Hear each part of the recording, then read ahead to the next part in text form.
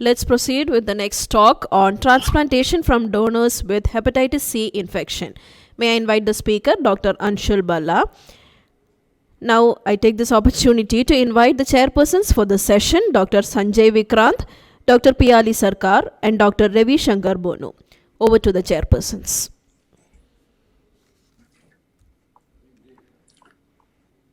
Yeah, am I audible?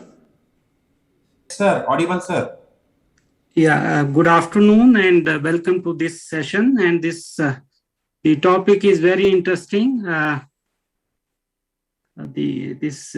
directly acting antiviral has revolutionized the management of hepatitis C virus, and this has led to a very interesting and emerging area of kidney transplantation from donors with hepatitis C virus infection. And the speaker is Dr. Anshul Bhalla, and I invite Dr. Anshul Bhalla to please deliver his talk. Thank you, sir, and I thank the organizers for inviting me for the talk. I'm just going to make sure that Are you able to see my screen? Slides, Dr. Anshul, can you share the slides? I think I did. Yeah, let me try again. Are you able to see it now? Yes, yeah. Make it full screen. Yeah. Sir, could you make it on slideshow? Yes. Yeah. Thank you. Yeah, okay, you may proceed. Thank you. I thank the organizers for inviting me for the talk. The topic for today is kidney transplantation from donors with hepatitis C infection. These are my disclosures.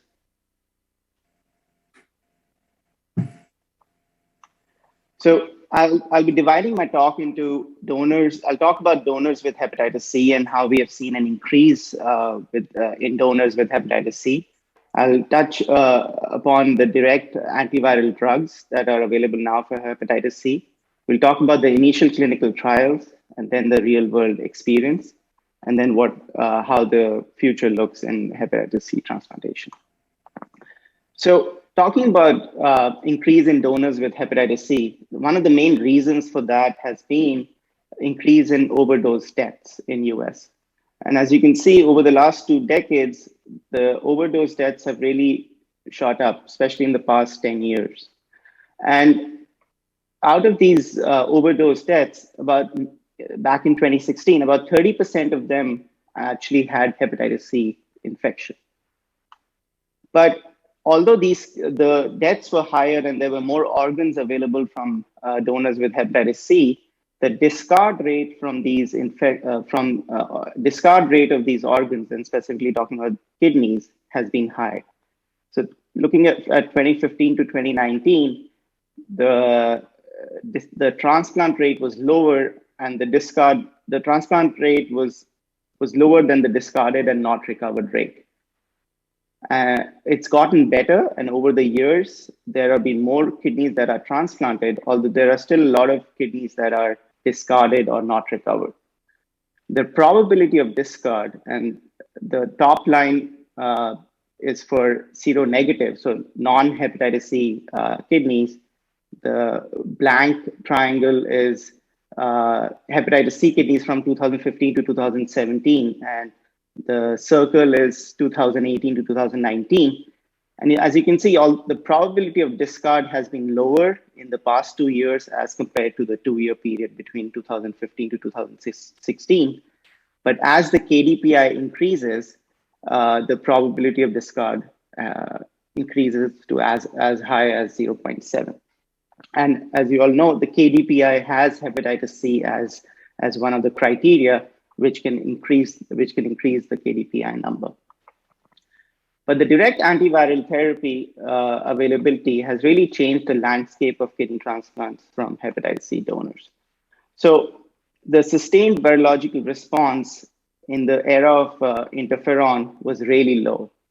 But over the last 5 to 10 years, with the direct antiviral therapies, the sustained virological response has been more than 90%.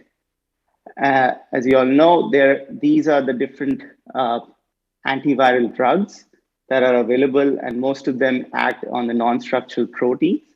And a combination of these different drugs have been used for hepatitis C, and there are some drugs which are specific to certain genotypes, but there are other newer ones which are pan-genotypic. And in the pan-genotypic the drug combinations, sofosbuvir and velpatasvir, and the glecaprevir and pibrentasvir are the more common ones that are used in US. Talking about the kidney utilization, again, as we see over the past 20 years, the kidneys that have been transplanted with hepatitis C has really risen since the availability of direct antiviral therapies. But where these kidneys are going has changed drastically. So back in 2015, the majority of the kidneys were being transplanted in patients who had hepatitis C, who the recipient were positive. So they were going into patients who had hepatitis C. But over the past 2 to 3 years, more and more kidneys are going into patients who are hepatitis C negative, so donor positive, recipient negative. And that's really been changed over the past 2 to 3 years. And I'll talk more about why this has happened. Just a slide on the prevalence of genotype all over the world. As you can see in North America and South America, the genotype 1 is the genotype which is more prevalent. But in South Asia, the genotype 3 is the one which is the more common one, causing as a cause of Hep C. So we'll now come to the landmark clinical trials, and the first one is the Thinker trial from the University of Pennsylvania. This was a single center, open label, non-randomized trial, initially of 10 patients, and then 10 more patients were added. This was published in 2018, where they had 12-month and 6-month data. All patients started treatment at day 3, and all patients developed viremia.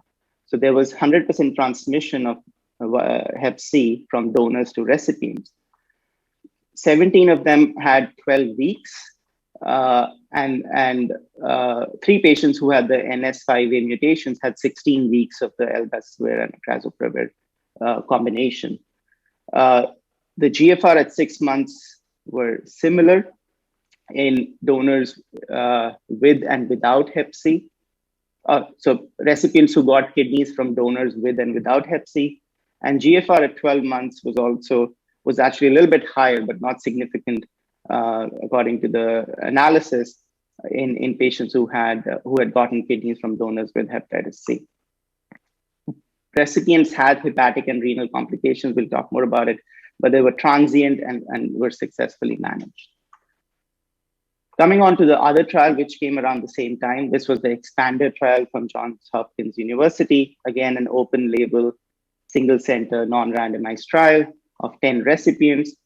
Again, a similar drug combination was used, but this was for genotype 1. But if there was genotype 2 or 3 present, then sofosbuvir was added to the combination for a total of 12 weeks of triple therapy. This was given immediately before transplant. So on pre-transplant, they got the first dose and they continued the therapy going forward. And 5 out of 10 did not develop any Hep C viremia. So the transmission really reduced significantly. 4 had very low level Hep C viremia on post-op day 1, and 1 out of the 10 had low level Hep C viremia, but it was gone by day 5. The sustained virological response 12 weeks after finishing therapy was present in all patients. So these were 2 clinical trials, very controlled clinical trials. But this was the study back in 2019, which was from the University of Tennessee, Methodist University Hospital. So this was from our center. It was the first study to show experience with transplantation of Hep C infected donor kidneys into Hep C negative recipients outside of a clinical trial. So this was more in a real world setting. In this study, we published our data of 53 patients, and we have certainly done more after that.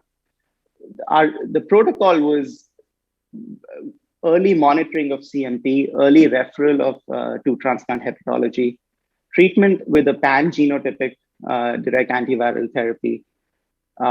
We filed for insurance for drug coverage right after the Hep C viremia was detected, and PCR was checked initially every week, and then at 4 weeks, start and end of treatment.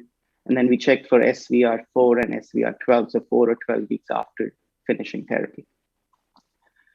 As you can see, the majority was flecaprevir and pibrentasvir combination. That's called Maveret in US, the brand name.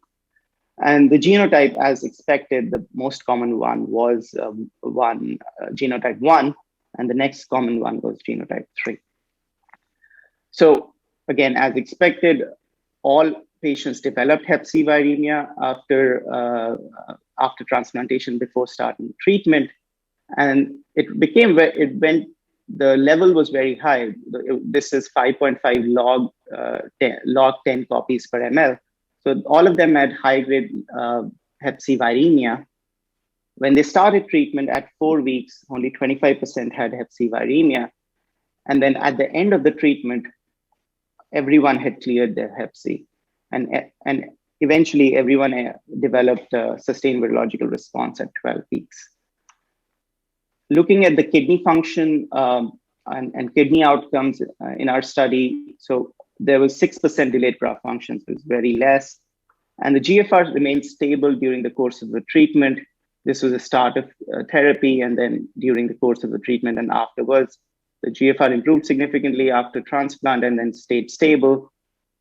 And looking at the liver function test, so 85% had ALT elevations, which was less than the 3 times upper limit of normal. So they had AST and ALT elevation, but it wasn't a high-grade elevation. And all of them had improvement in their LFTs during the course of the treatment and after finishing treatment.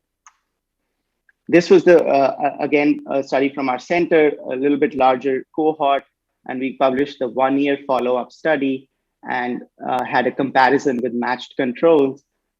Again, similar genotype distribution, similar Hep C viremia after transplant, similar transaminase elevation before therapy.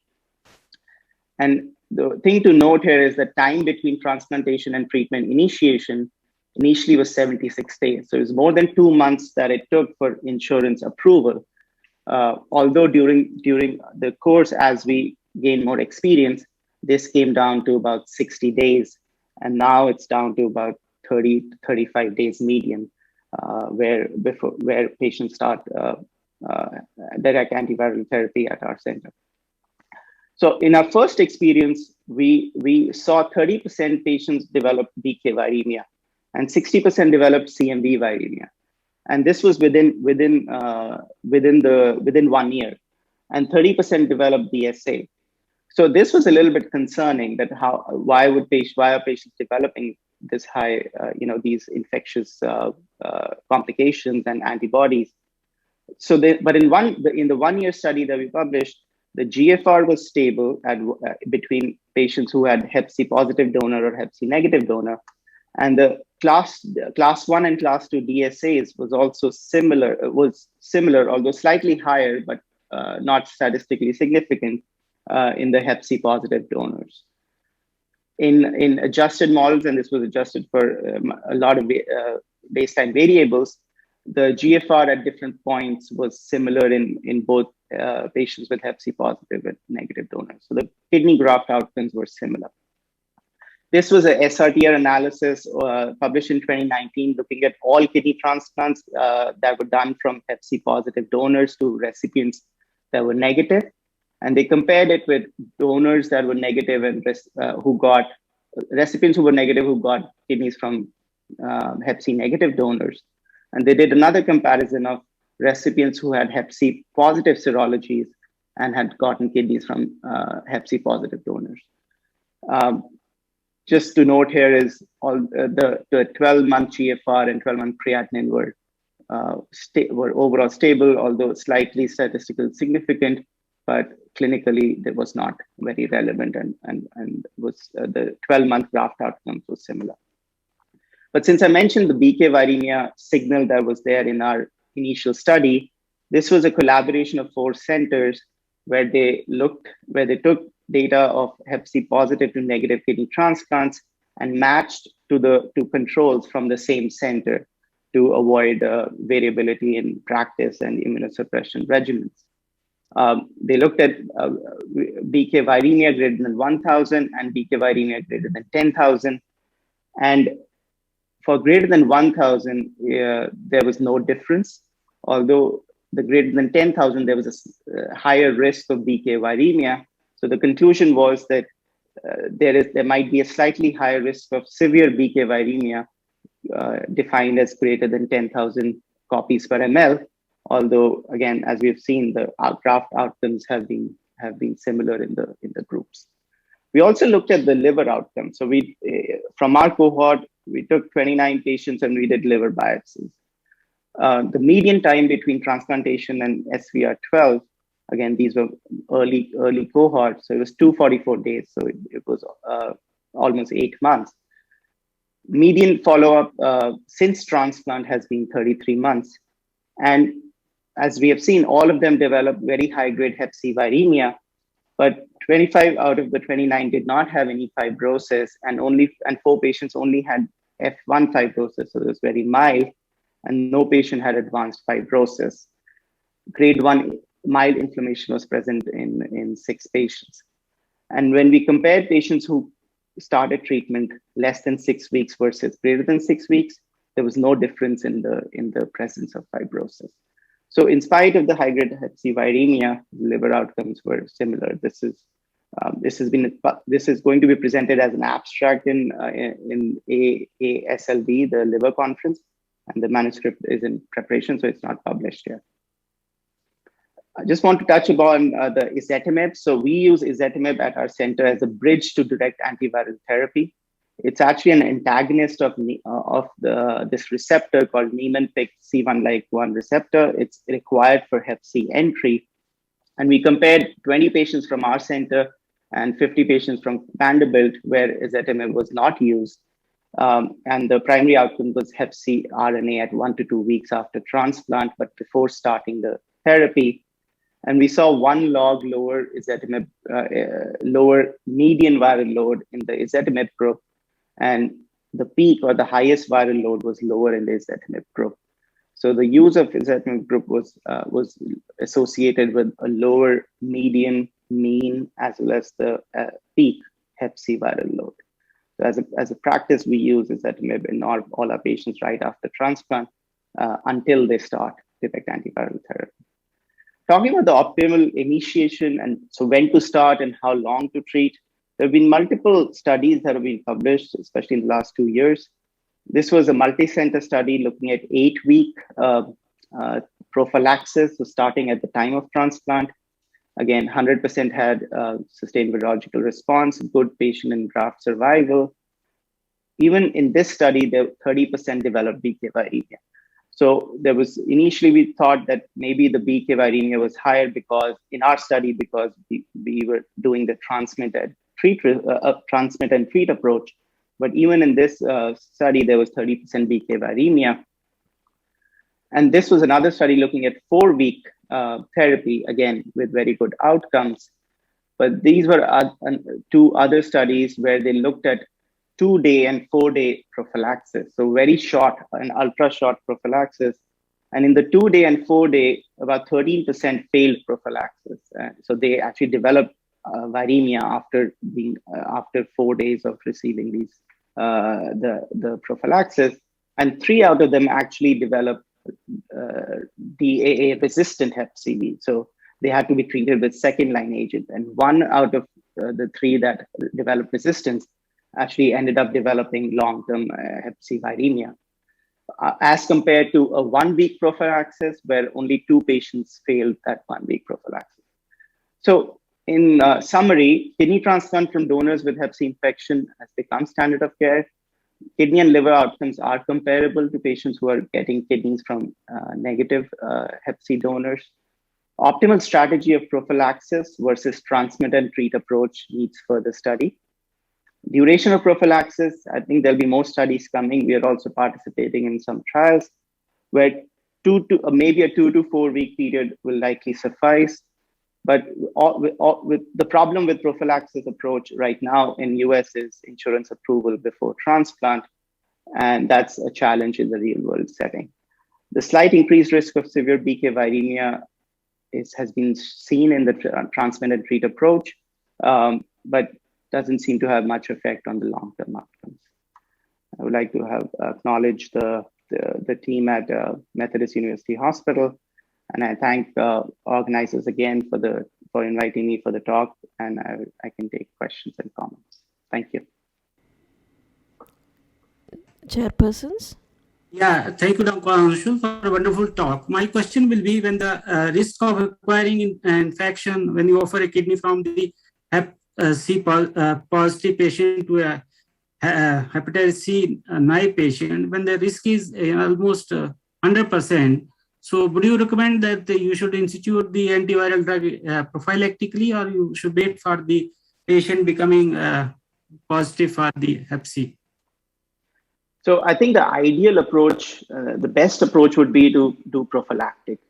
But as I said, especially in US, the insurance doesn't approve the drug for patients who don't have Hep C. And so it's been done as a part of a clinical trial, and it's been done when the institution covers the cost of the drug. But to be able to do it as in the real world setting, as we tried to do in our center, it took more than 70 days, and now it takes about 35 days for the insurance to approve the drug. But in other countries, and where the drug is available readily and you don't have to worry about insurance, yes, I would say prophylactic approach would be the best approach. And duration right now is 12 weeks, although there have been studies showing 8 weeks and 4-week therapy that can work. So I would say until we know more, a 4 to 8 week prophylactic period would be the best approach. Also, the genotype has to be looked at, because here the genotype 3 is the more prevalent. But if there's genotype 1 prevalent in India, the resistance might be different. So maybe a longer 12-week course to begin with, and as we have more experience and more studies, a shorter course can be used there. Yeah. Can I comment a little bit? Sure. I'm Dr. Abhishankar from Bangalore Manipal Hospital. Please. It's an excellent talk, Dr. Anshul. Really like the data. So, and then I'm glad that you have done your own study from your center. Looking at the Indian scenario, because Indian scenario is like here we have to, the patient has to buy the drugs. It is nowhere from the insurance company or whatever the other source. So in that case, like valganciclovir we give for CME prophylaxis, I would suggest that should be good to start from the day one of the transplant. For that matter, maybe 1 day before the transplant should be fine. And then that will take care of all these viremia part, and it will be much more safer. And in the US, it is approved by the insurance, whatever but here most of the drugs are purchased by the patients. So we will be comfortable in Indian scenario that we should be starting the drug from day one or -1, something like that. And like similar to the CME prophylaxis, I think that would be for Indian context, because Western and European countries slightly different. So that is one thing. And then, so right now in India also, we are accepting the donors with HCV positive to negative. Just now, half an hour back, I got a call, one donor with HCV positive, 19 years. So we initiated one patient, and then she called me, and then I just suggested that recently we have data that it's safe to transplant with some bit of complications. That's how we are dealing right now. We are also accepting the donors with HCV positive as negative recipients.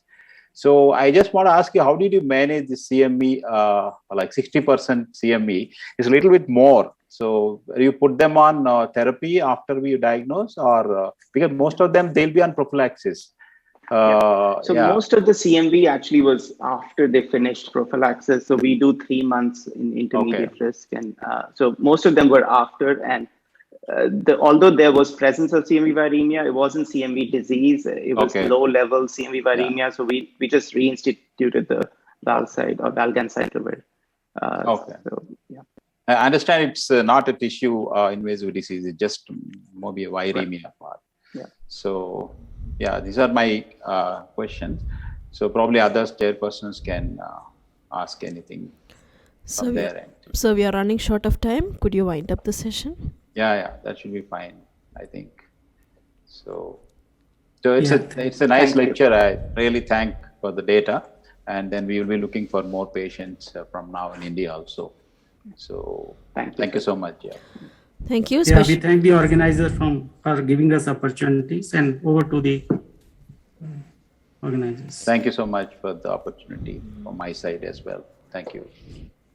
Thank you. Special thanks to our speaker, Dr. Anshul, and our chairpersons for chairing this talk.